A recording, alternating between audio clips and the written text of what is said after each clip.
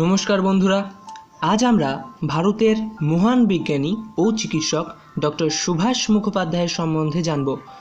Doctor Subhash Mukhopadhyay ভারতের প্রথম এবং পৃথিবীর দ্বিতীয় নলজাত শিশুর সৃষ্টি করেছিলেন।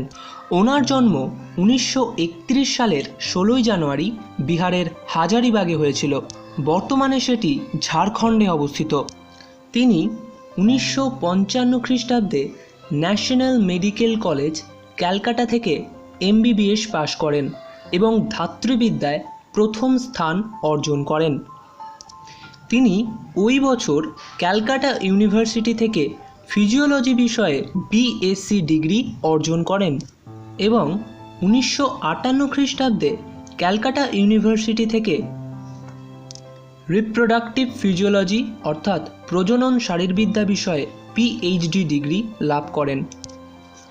1960 খ্রিস্টাব্দে তিনি ইংল্যান্ডে যান এবং 1967 খ্রিস্টাব্দে এডিনবারা বিশ্ববিদ্যালয় থেকে অধ্যাপক জন লোরেনের সাথে গবেষণা করে লিউটিনাইজিং হরমোনের পরিমাপ নির্ণয়ের এক নতুন পদ্ধতি উদ্ভাবন করে দ্বিতীয়বার PhD ডিগ্রি লাভ করেন।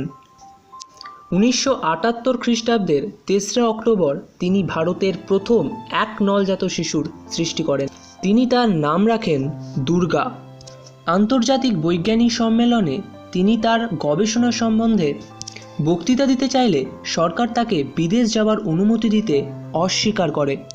এই গবেষণার জন্য তাকে কোনো সম্মান ও স্বীকৃতি না দিয়ে সরকারের স্বাস্থ্য দপ্তর তার গবেষণার সত্যতা সম্বন্ধে সন্দেহ প্রকাশ করে 1978 খ্রিস্টাব্দের 18 নভেম্বর 5 সদস্যের একটা তদন্ত কমিটি গঠন করে।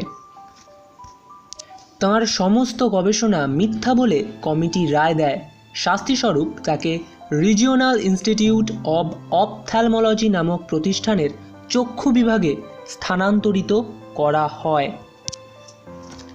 যার ফলে রিপ্রোডাক্টিভ ফিজিওলজি সম্বন্ধে সমস্ত গবেষণা তাকে বন্ধ করে দিতে হয়। সরকারের আমলাতান্ত্রিকতা ও চিকিৎসক সমাজ দ্বারা ক্রমাগত বিদ্রূপ ও অপমানে হতাশ হয়ে তিনি 1981 খ্রিস্টাব্দের 19 জুন কলকাতায় নিজের বাসভবনে আত্মহত্যা করেন। তিনি তার গবেষণার জন্য সরকারি সাহায্য ও স্বীকৃতি পেলে অবশ্যই নোবেল পুরস্কার পেতে পারতেন। তার মৃত্যুর পর প্রমাণিত হয় যে তিনি পৃথিবীর দ্বিতীয় নলজাত শিশুর সৃষ্টি করেছিলেন। তার জীবন ও মৃত্যুর ঘটনা নিয়ে এক ডক্টর কি মত নামক হিন্দি চলচ্চিত্রটি তৈরি করা হয়।